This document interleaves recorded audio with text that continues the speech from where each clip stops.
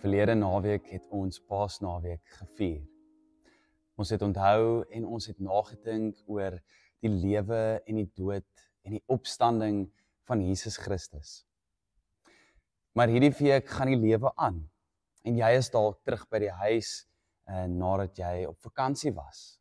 Of jy is terug by die werk. Of jy val maar net in die normale ritmes van jou lewe weer in. En dan moet ons vir onsself vra, maar wat het nou werklik verander in ons lewens? Wat het verander in hierdie wêreld en in onsself? Nou, ons gaan 'n storie lees van 2 disippels wat Jerusalem verlaat en na Emmaus toe loop. Dit is 3 dae na die kruisiging van Jesus. Hulle het nog niks weer gehoor van Jesus nie. Behalwe so 'n paar getuies dat Jesus opgestaan het, maar hulle het homself nog nie gesien nie. En hulle verlaat dan nou Jerusalem en keer so te sê terug na hulle normale lewens toe. Hulle het vir Jesus geken en saam met hom geleef, maar nou weet hulle nie waar hy is nie. Hulle keer terug na hulle lewens toe. En op hierdie pad na Emmaus ontmoet hulle die opgestane Jesus. Kom ons lees saam uit Lukas 24 vanaf vers 13 tot 31. En kyk, juis op die dag was 2 van hulle op pad na 'n dorp met die naam Emmaus, 60 stadion van Jerusalem af. Hulle het met mekaar gepraat oor al hierdie dinge wat gebeur het. Terwyl hulle so praat en bespiegel, kom Jesus self nader en loop saam met hulle. Maar hulle oë is verhinder om hom te herken. Hy sê toe vir hulle, waaroor loop julle so met mekaar en redeneer?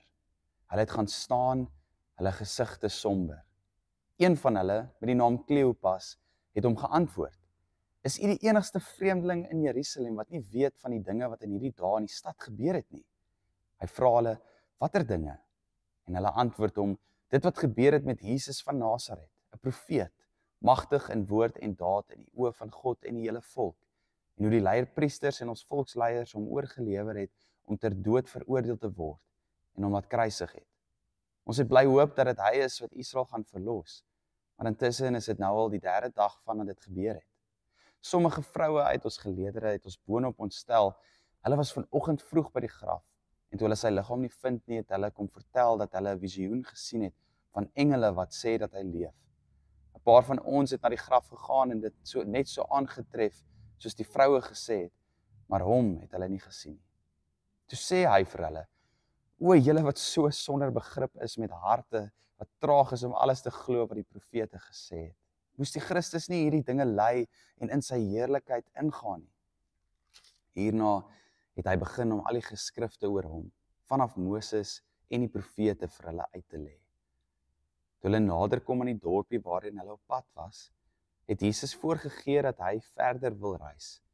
Maar hulle het sterk by hom aangedring, bly by ons, want dit is amper aand en die dag is reeds verby. Hy het toe ingedraai om by hulle oor te bly. En terwyl hy saam met hulle vir ete aangeleen het, het hy brood geneem, die seëngebed uitgespreek, dit gebreek en vir hulle gegee. Toe is hulle oë geopen en hulle het hom herken. Hy het egter uit hulle sig verdwyn. Hierdie verhaal gaan oor sig. Die disippels verlaat vir Jerusalem, want hulle het vir 'n hele ruk lank nou nie vir Jesus gesien nie. En dis dalk moontlik dat hulle self hoop verloor het in Jesus. En dan op hierdie pad verskyn Jesus aan hulle en hulle herken hom nie. Jesus stap saam en hulle gesels, en eers nadat hy oorbly by hulle en saam met hulle aan tafel sit en die brood breek, kan hulle vir Jesus herken. Nou die eerste gedagte wat by ons behoort op te kom is, dat dit so duidelik is dat Jesus reg voor ons kan staan en ons hom steeds nie kan sien nie. Hierdie disippels wat saam met Jesus stap, ken die geskrifte. Van Moses tot die profete. Hulle ken die stories wat praat oor die koms van Christus. En selfs Jesus sê dan vir hulle, is julle dan so traag om alles te glo wat die profete gesê het? Dit wat julle lees, dit wat julle ken, verstaan julle nie dit nie. Nie die disippels wat selfs dan nou vir Jesus gesien het en met hom geleef het, herken hom nie. Die disippels wat tyd met hom spandeer het, sien nie wie hy is nie. Nou, tot 'n mate is dit seker maar ook so met ons. Ons ken die stories van Jesus. Ons het verlede naweek Paasnaweek gevier, hierdie stories gevier. Ons weet wie Jesus is, maar in ons lewens kyk ons hom steeds mis. Ons kan selfs dalk sê, ons probleem is nie net om Jesus mis te kyk nie, maar ook mekaar en ook die mense wat om ons is. Ook die wêreld. Ons kyk eenvoudig net dinge mis. Ons vier hierdie Sondag Vryheidsdag. Ons vier die eerste demokratiese verkiesing in ons land. En dit is 'n baie goeie voorbeeld, 'n baie goeie herinnering dat die mens mekaar kan miskyk. Dat ons nie mekaar werklik kan sien nie. So ons weet ons kyk verkeerd. Ons kan dit bely, maar nou is die vraag, hoe kan ons reg kyk? Hoe kan ons reg sien? En dalk 'n vraag eintlik vooraf, maar hoe kan ons vir Jesus sien?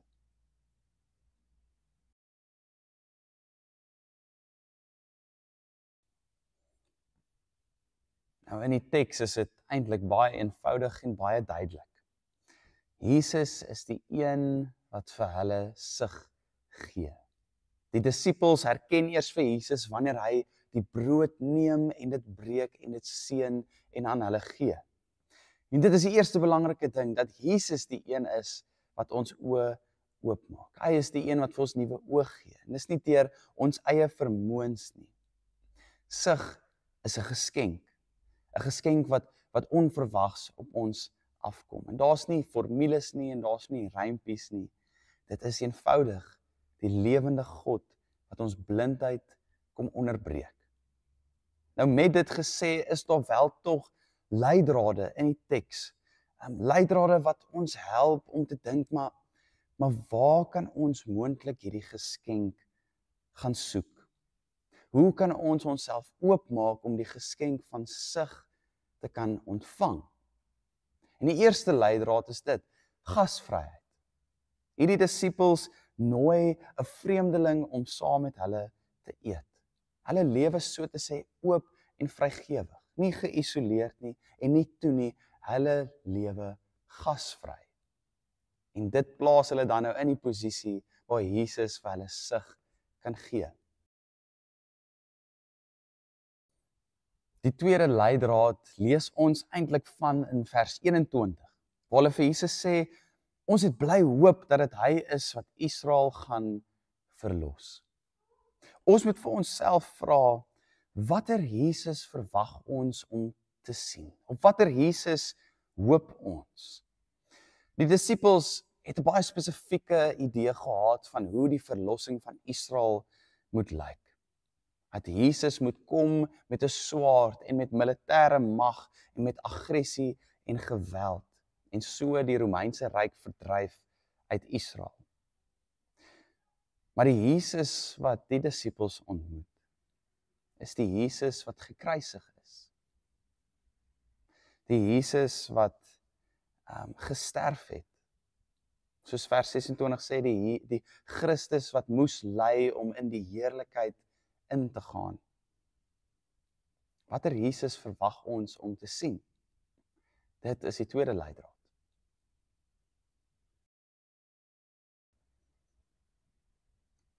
Die derde leidraad vind ons dan nou aan die einde van hierdie verhaal, waar Jesus die brood neem en dit breek en dit seën en dit gee aan hulle. Die disippels sien vir Jesus, hulle ontdek vir Jesus in 'n gewone maaltyd, in die breek van brood, in die alledaagse. Dit is die derde leidraad, dat ons vir Jesus kan sien in ons alledaagse, gewone lewens. Daar is niks so normaal soos om te eet nie. Alle mense eet. En dit is waar Jesus vir hulle ontmoet. Nie een of ander spesiale of selfs geromantiseerde oomblik nie, maar eenvoudig in 'n maaltyd saam met 'n vreemdeling. In die gewone en die alledaagse. En so word ons gebed dan nou eintlik baie eenvoudig. Ons bid, Jesus, maak ons oë oop. Jesus, maak ons oë oop. U is die enigste een wat ons oë kan oopmaak. Jesus, maak ons oë oop om vir jou te kan sien. Jy wat die opgestane, gekruisigde Here is. Nie die Here wat ons graag wil hê of soek nie, of wat ons dink ons soek nie, maar U, die opgestane Here. Jesus, maak ons oë oop om jou te kan sien in ons alledaagse, gewone lewens. En dit is die gebed wat ons uit die teks uit ontvang. Ek gaan sommer vra dat jy saam met my hierdie woorde bid en daarmee sluit ons dan af. So kom ons bid dit saam. Jesus, maak ons oë oop om jou te kan sien, die gekruisigde, opgestane Here, in ons alledaagse, gewone lewens. Amen.